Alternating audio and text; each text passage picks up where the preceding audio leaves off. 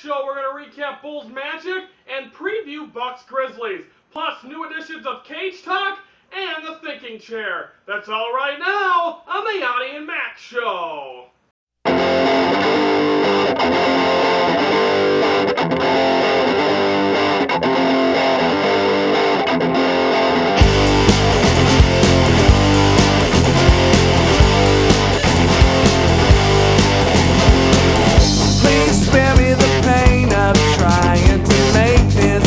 Sense to you. Please tell me your problem isn't bigger than me. Yeah, what could I do? I'm looking straight forward up to heaven. Alright, I can't wait till the end. From Studio 1, welcome to this November the 7th edition of the Yoni Mac Show. I am Ryan Yanishatis. Brandon McGrath will be joining us via satellite in just a few moments. Of course, last night, the presidential election, I'd like to congratulate President Barack Obama on getting his second term. Congratulations to you, and hopefully you'll do a good job, and congratulations to him. Now, I hope everyone went out there and voted as well. Now let's go to recap last night. Bulls and Magic. Bulls winning this one with a final of 99-93 from the United Center. Aaron Afalo, the Magic shooting guard, had 28 points. Luol Deng had 23 for the Bulls, and Joakim Noah had 20. This game, the beginning of it looked like the Bulls were starting to run away with it. Then it seems like in the middle of it, the Orlando Magic started shooting, and they were shooting the ball and playing very well. But then in the end, it was the Bulls who were the more superior and dominant team in this, were able to take over, win this game, and to really dominate. Of course, I was saying on yesterday's show that I think that loss to New Orleans is going to hurt them going into this week. Well, I was wrong. They were able to prevail in that game. It didn't seem like none of that was bothering them, and they got the W. Aaron Afalo was probably the best player for the Magic. Early on, they were making shots just barely touching the net. The Bulls took advantage of that. But nonetheless, the Bulls do get a W over the Orlando Magic, and they did play well. Everyone had their chances, and you saw a good game for the Bulls. They're going to need that. They needed that win going into Thursday when they host the Oklahoma City Thunder tomorrow night. So it should be an interesting one. Brandon, the Magic are a young team. Today Hedo Turkoglu's out with he had surgery. Jameer Nelson did not play yesterday either. Was this a possible playoff preview, even though we're talking early on here in November? Yes, it is a preview. I think it's a big preview to show how good the Bulls are. I think the Bulls are going to pull it off. It could be, but I think mainly it's going to be the Bulls. I think the Bulls are going to need to step up. I think that if they can get up into the top tier, I think the Magic would be maybe a 4, 5, 6 seed, maybe lower. But once Jameer Nelson and Hedo Turkoglu come back, I think that's when this team's going to get a little bit better and really step up. But as of right now, I think they might not even be a playoff team unless they get them guys back. So once again, the Bulls win 99-93. Their next game will be against Oklahoma City tomorrow. We'll be previewing that game. Don't forget to like us on Facebook. All you have to do is go to the search box, type in Yoni and Mac, and you'll find our page where you'll get all of our shows and status updates. That is the Yoni and Mac Show on Facebook.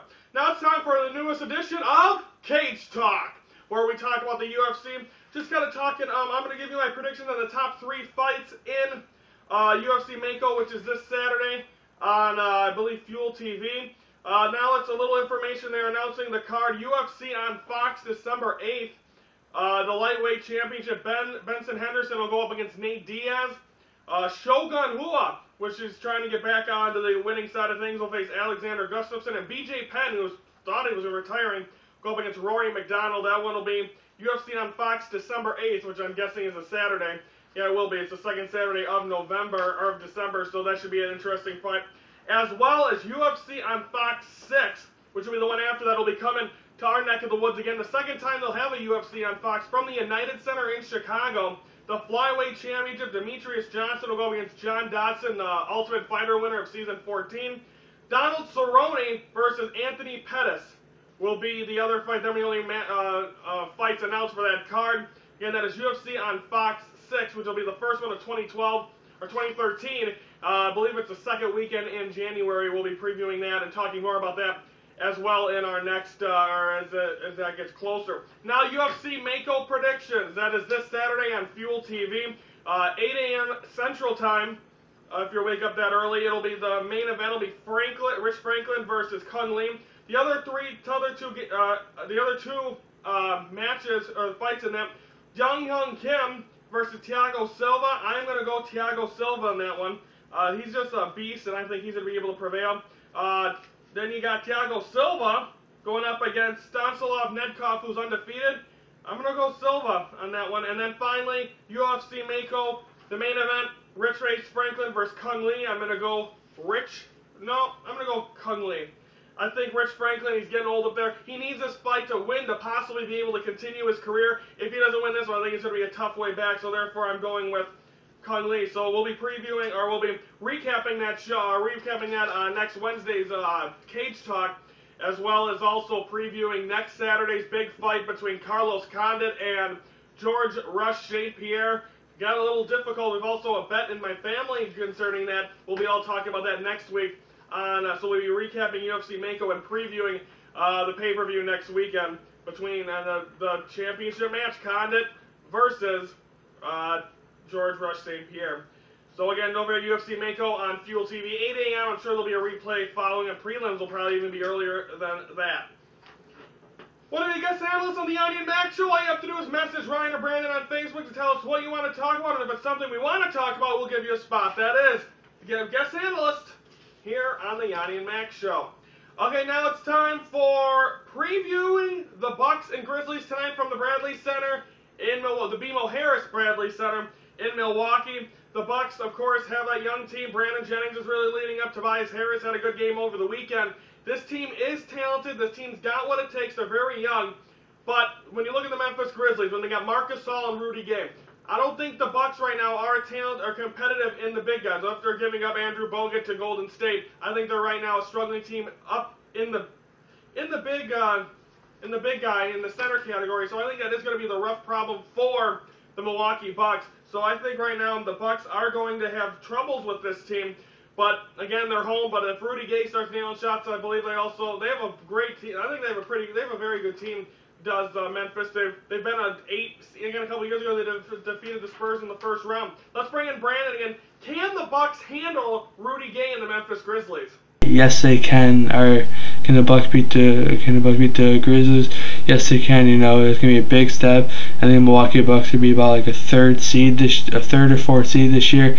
Yes, I'm pulling them to be really good. So I think the Bucks could be a third seed and prove to everybody that it's gonna be a big year for the Milwaukee Bucks. Okay, we'll see what it is. Brandon, a little confident they're saying that they can be up there in the upper tier of the Eastern Conference. It's going to be hard for them. I think they're really young, unless a lot of teams overlook them and they really play hard. They have a very good coach in Scott Skiles, being a former Bulls head coach. So I think really they have the team. They're a little too young, I think, to be up there, but we'll see what happens with that. Do you want to know the crew? Write a question on our Facebook page or email us at YoniandMacShow@yahoo.com, and we'll have Ryan, Brandon, or Katie answered on the air. That is. Get to know the crew. Also, that game for the Bucks and Grizzlies will be on Fox Sports Wisconsin tonight at 7 p.m. Should be a good one, like we said, and again, we'll be recapping that tomorrow.